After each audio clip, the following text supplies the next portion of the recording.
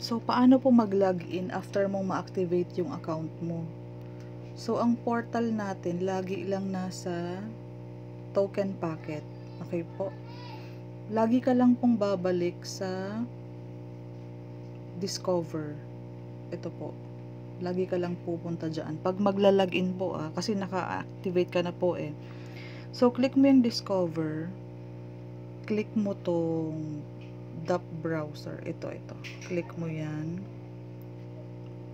Pag na-click mo yan, kasi meron ka ng history. Ibig sabihin, naka-login ka na previously. So, i-click mo na lang po yan. Pag click mo yan, babalik ka doon sa dashboard mo po. Ganyan lang po kabilis mag-login after mo mag-activate. Para ma-check mo kung ano yung ID number mo.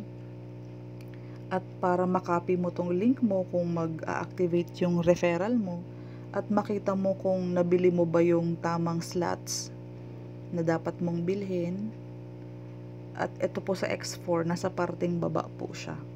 So, i-explore mo yung loob. Okay. Ayan. May income ka sa X3. May income ka sa X4.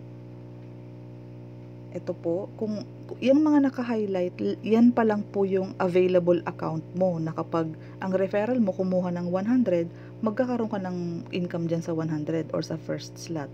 Kapag yung referral mo kumuha ng 200, magkakaroon ka ng income dyan sa 200 or second slot. Sa X3 po yan.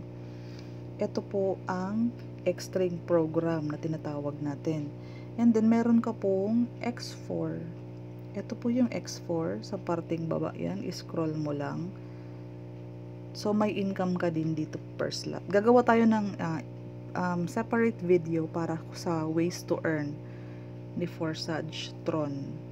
Okay po. Thank you.